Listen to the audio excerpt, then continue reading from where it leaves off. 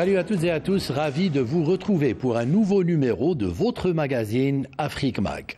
Et pour commencer, revenons sur le deuxième sommet sur le financement des infrastructures en Afrique, un sommet qui s'est tenu dans la capitale sénégalaise Dakar les 2 et 3 février et dont le slogan était « Maintenir l'élan vers des infrastructures de classe mondiale en Afrique ». Une rencontre qui vise à encourager le financement public, privé et mixte des projets d'infrastructures prioritaires. Plus de détails avec Amel Issiridir. Il est question d'examiner les moyens de susciter l'intérêt du secteur privé pour des projets d'infrastructures régionaux et de mobiliser les financements nécessaires à leur réalisation.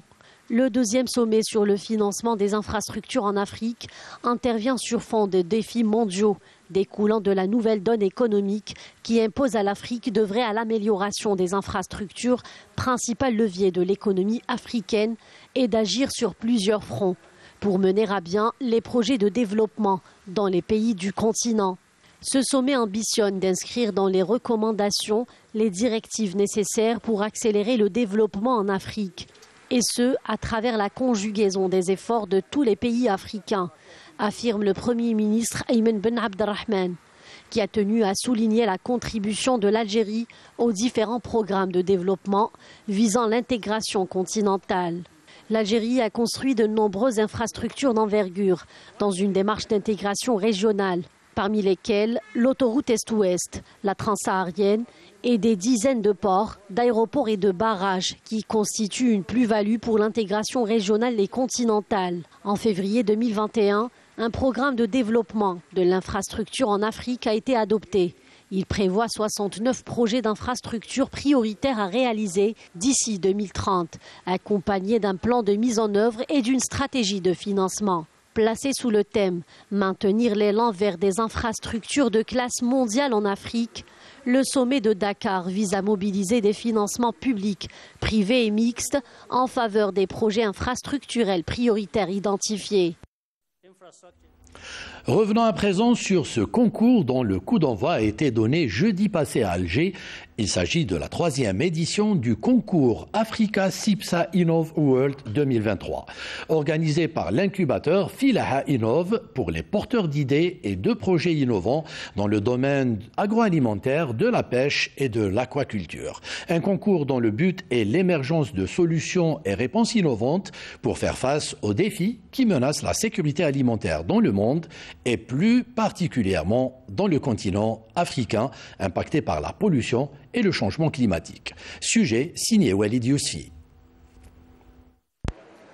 Ces porteurs de projets sont rassemblés dans cet incubateur de Ouled Faïd pour participer à l'Africa CIPSA, un concours qui en est à sa 3e édition et qui regroupe plusieurs start-upers et porteurs d'idées innovantes dans le secteur agricole, un secteur très impacté par le dérèglement climatique.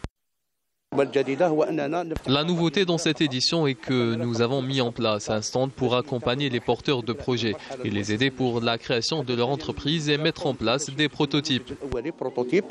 Des innovations qui, une fois concrétisées, permettraient d'améliorer le rendement agricole et participer à assurer la sécurité alimentaire.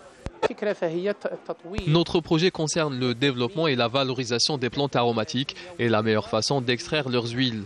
On essaie en quelque sorte d'optimiser ce processus. Notre rôle est de trouver des solutions pour les agriculteurs, notamment ceux qui concernent le dérèglement climatique. Nous activons depuis 2017 et on essaye aujourd'hui de développer notre champ d'expertise. Nous sommes en discussion avec l'ASF pour bénéficier d'un fonds nécessaire à notre extension. Ce concours regroupe donc les meilleurs projets qui apportent une innovation dans le domaine agricole. L'annonce des lauréats de cette 3e édition se fera le 22 mai prochain. Restons dans le même cadre pour parler du secteur de la pêche, mais au Sénégal cette fois-ci. Le Sénégal où l'industrie de la farine et de l'huile de poisson est en pleine croissance. Toutefois, des voix s'élèvent pour dénoncer les conséquences de cette activité sur les populations qui tirent le revenu de la pêche artisanale ainsi que sur la durabilité des ressources halieutiques. Au Sénégal, comme dans bon nombre de pays ouest-africains, le poisson représente plus de 70% des apports en protéines. Mais la pêche artisanale pilier de la sécurité alimentaire, fait face à de nombreuses menaces, dont l'installation d'usines de farine et d'huile de poisson. Selon un rapport publié par la FAO, l'Organisation des Nations Unies pour l'agriculture et l'alimentation, le Sénégal a connu en 2020 un déficit de la demande en poisson estimé à environ 150 000 tonnes. Le rapport de la FAO vient donc confirmer tout ce que disait Greenpeace avant sur cette industrie destructive des océans ou bien des pêcheries en Afrique de l'Ouest. Comme vous le savez, les pêcheries en Afrique de l'Ouest sont en situation de surexploitation aujourd'hui et ces industries viennent aggraver cette situation en utilisant les ressources qui nous restent pour produire de la farine et de l'huile de poisson à exporter en Europe et en Asie. Ces industries sont en concurrence avec la consommation locale. Ils détruisent des emplois parce que ces industries utilisent le poisson qui devait être consommé par les populations locales, mais aussi qui devait être transformé par les femmes transformatrices qui produisent des produits locaux, à savoir le ketchup et les autres, à envoyer au niveau des régions beaucoup plus lointaines et des autres pays environnants du Sénégal pour la consommation locale.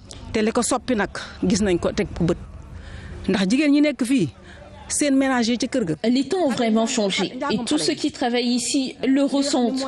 Nous subvenons à nos besoins grâce à la transformation du poisson, que ce soit pour payer l'éducation de nos enfants ou pour assurer la dépense quotidienne. Nous ne connaissons que cette activité, c'est notre seule source de revenus.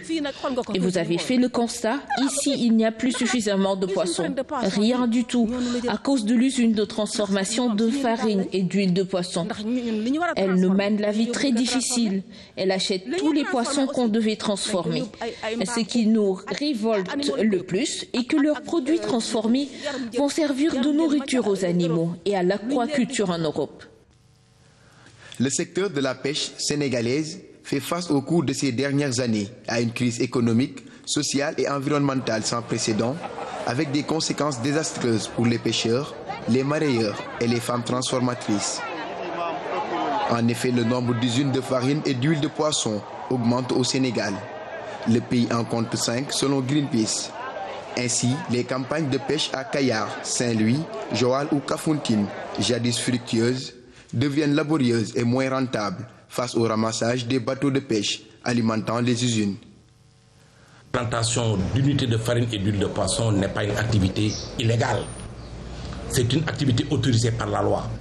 Pour moi, il faudrait d'abord que toutes les entreprises d'unités de farine et d'huile de poisson qui existent déjà fassent l'objet d'une évaluation. Parce que c'est ce que les tests sont déjà là, on ne peut pas les fermer, il faut les évaluer. Et sur la base des résultats d'évaluation, décider de les remettre aux normes.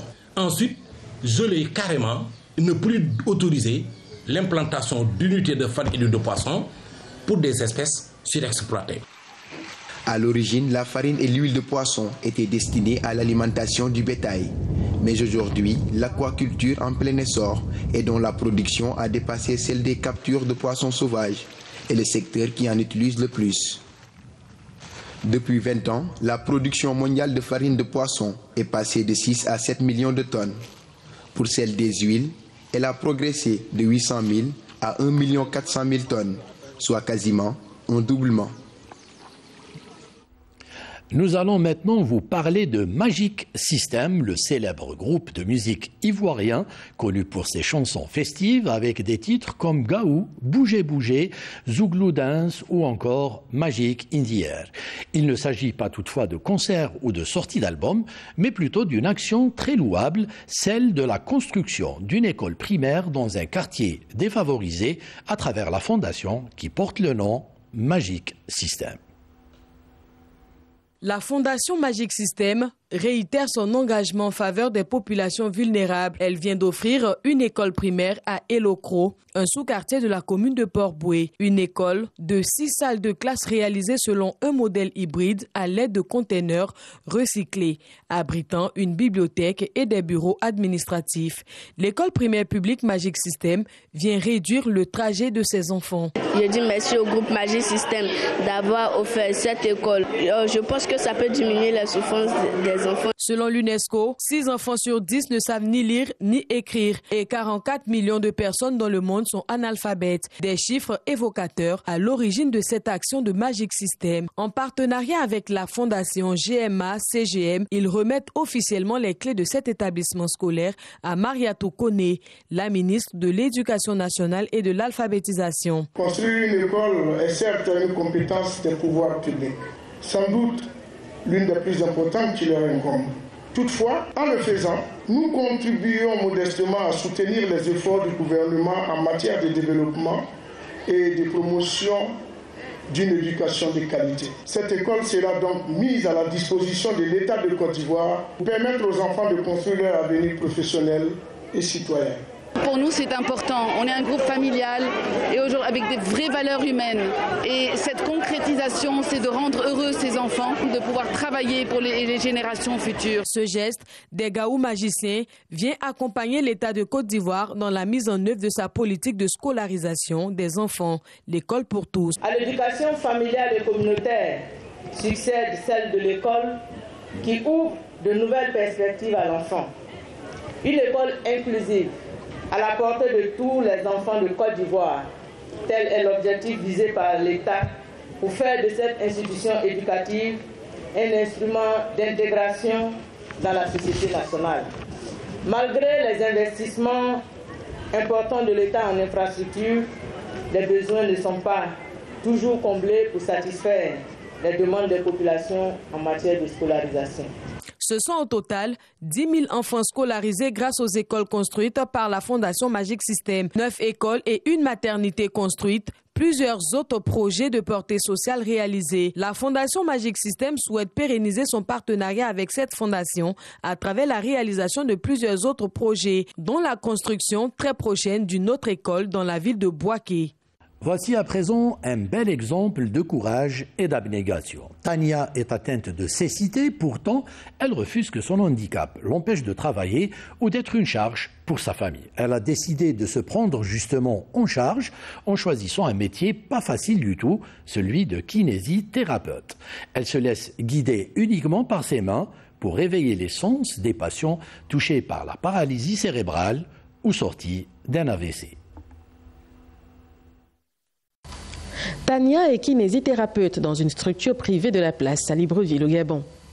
Souffrant de cécité depuis l'âge de 8 ans, elle nous explique comment elle s'y prend avec les enfants infirmes moteurs cérébraux qui sont à sa charge. Depuis la Fondation Horizon Nouveau, j'ai été en contact non seulement du handicap qui est le mien, mais des autres types de handicap qui, après, m'a poussé à me dire que mais pourquoi ne pas être utile pour les personnes en situation de handicap d'abord et surtout par après pour toute personne ayant besoin de moi. Je me sers beaucoup de mes mains pour toucher, pour ressentir, pour savoir s'il y a une douleur ou quoi que ce soit, pour reconnaître tout organe, voilà, à partir de mes doigts. Je m'en sers énormément et c'est un métier qui, pour moi, me rend autonome. La kinésithérapie est une discipline indispensable pour réveiller les sens chez les enfants IMC ou chez un patient sorti d'un accident vasculaire cérébral. Tania en est consciente. Bien que malvoyante, elle a su développer d'autres aptitudes, telles que l'usage de ses mains. Et pour certains de ses collègues, elle aurait des doigts de fée.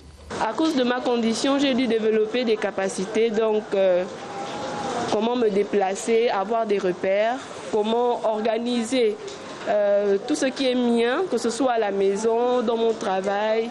Donc, à partir des repères, je sais que telle chose se trouve à tel endroit. On a l'impression qu'elle a le répertoire des muscles et des os dans sa mémoire. Elle prend cas par cas, elle les prend par particularité et elle approfondit ce qu'elle a à faire sur chaque enfant. Pour ce 6 octobre, dédié à la Journée mondiale de lutte contre l'infirmité motrice cérébrale, elle s'occupe d'un cas bien particulier. Moi, je suis en train de faire une mobilisation passive au niveau des articulations, comme on a des raideurs articulaires. Donc, pour gagner en amplitude, on mobilise progressivement et doucement, articulation par articulation. L'infirmité motrice cérébrale touche près de 650 millions d'enfants dans le monde. Cet handicap cause la paralysie partielle ou totale chez l'enfant. Trouble l'usage de la parole, bref, Autant de signes perceptibles chez les IMC, nécessitant une prise en charge particulière et un suivi spécifique et spécialisé. Pour les amoureux du voyage, voici une destination qui ne vous laissera certainement pas indifférent. Situé sur la côte atlantique du Gabon, le parc national de Luongo est le plus diversifié du pays. Ce joyau d'environ 1550 km² foisonne d'espèces et accueille du beau monde chaque année.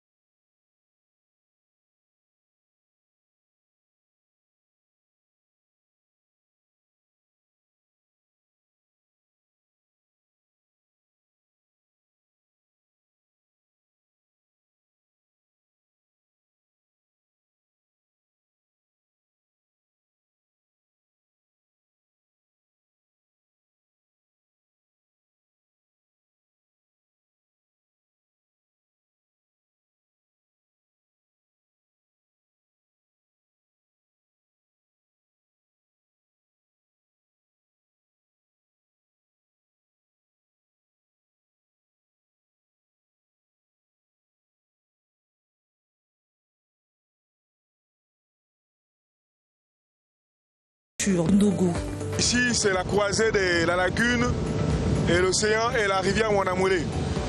Mais la première image de l'embouchure de Sétékama, c'est de vendre son produit à l'international, c'est-à-dire la pêche sportive, qui bat son record ici depuis des années. Là-bas, nous faisons la rencontre d'un touriste assez particulier. Et nous sommes dans une partie du territoire où la biodiversité est très importante, où les écosystèmes sont très riches. Nous avons rencontré deux biotopes différents, l'océan et la lagune.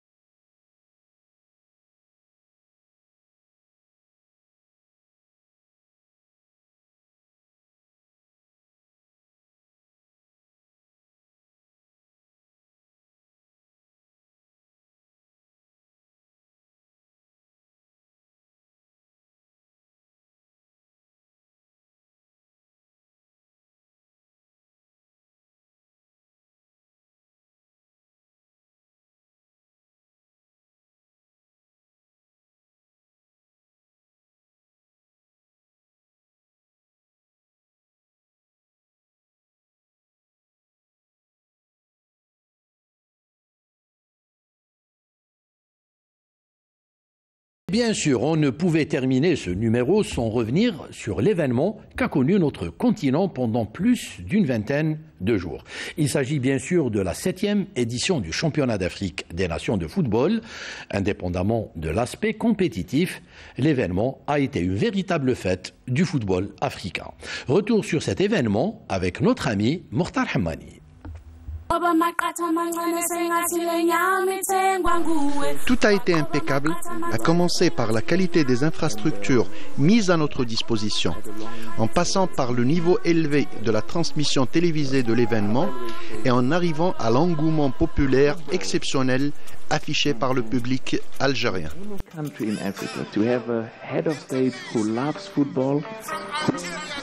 C'était là le constat du premier responsable du football africain sur un événement qui aura tenu toutes ses promesses et qui commençait pourtant à perdre de son lustre dans le calendrier de la Confédération africaine de football. L'édition d'Alger, 7e du nom, a en effet redonné au CHAN et au football africain local sa véritable signification. Durant une vingtaine de jours, les amoureux de la balle ronde ont pris un réel plaisir à découvrir les belles prouesses de notre cher continent, un football pur et sans aucune influence européenne. Football local, mais aussi et surtout organisation locale grâce aux têtes pensantes algériennes qui composent un comité d'organisation bien rodé à l'exercice des grands événements. Et ce ne sont pas les propos du sélectionneur du Sénégal, vainqueur de l'édition, Pape Thiaw, qui vont nous contredire. Déjà, laissez-moi remercier le bon Dieu. Déjà dire Alhamdulillah, Alhamdulillah, Alhamdulillah. Aujourd'hui, on est le 4. On gagne le Chan. Et on rentre le 5. Et le 6, on fête notre CAN 2000 au Cameroun. Je pense que c'est excellent. Le football sénégalais est en train de triompher en Afrique. C'est un travail, c'est un long travail qui a été abattu par notre fédération, par le peuple. Et aujourd'hui, nous voilà dans un pays, dans une terre de football, l'Algérie. On vient gagner ici. Ça veut dire que c'était un travail vraiment bien abouti. Et merci à ce peuple d'Algérie qui nous a vraiment bien accueillis, qui a été fair play jusqu'au bout. Et bravo. Et aussi, je tenais à féliciter mon confrère Najib Bouguera qui a fait un travail excellent au niveau de cette sélection qui a gagné la Coupe arabe avec des joueurs du pays qui est en train de faire un excellent job. Et bravo à lui. Aujourd'hui, il fallait avoir un perdant, c'est lui le perdant, mais il mérite de gagner. Et il l'a montré tout le long de ce tournoi. Et bravo à lui, aussi bravo à la fédération algérienne avec ses beaux stades qu'on voit. Vraiment merci, comme on dit, Soukran, Soukran. Choukran, choukran, c'est la belle réponse des hôtes de l'Algérie au beau slogan Marhaba. Les éloges de nos invités envers l'organisation prennent le dessus sur la modestie qui nous anime et nous impose le devoir de dresser un bilan plus que positif de cette édition qui a permis à l'Algérie d'afficher ses véritables atouts. Tous les présents ont été unanimes et émerveillés surtout par la qualité des infrastructures qui ont abrité ce Chan. L'accueil n'est pas en reste et l'engouement de la population n'a pas laissé indifférents tous les acteurs du sport roi. Après cette 7e édition, le regard envers cette compétition changera certainement et l'intérêt sera davantage porté sur la pratique locale du football. Le Chan 2022, une autre victoire africaine qui nous rend fiers.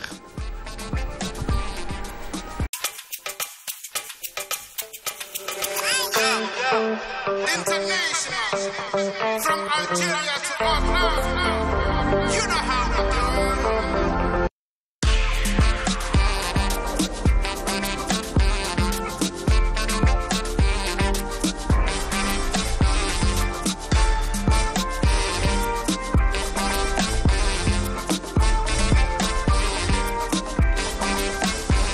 مرحبا مرحبا وهي أحبابنا مرحبا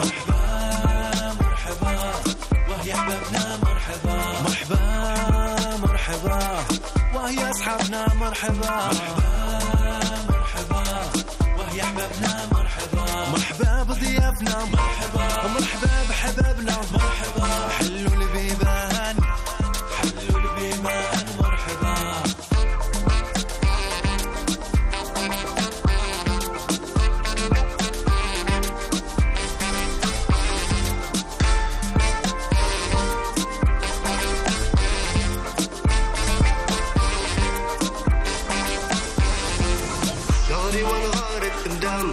دغري والدك التلام أفريقيا سنتا ترام أفريقيا سنتا ترام دغري والغار التندام دغري والدك التلام أفريقيا سنتا ترام أفريقيا سنتا ترام إيدي سرام إدمشلان أيتمار التمدام إيدي سرام إدمشلان أيتمار التمدام إيدي سرام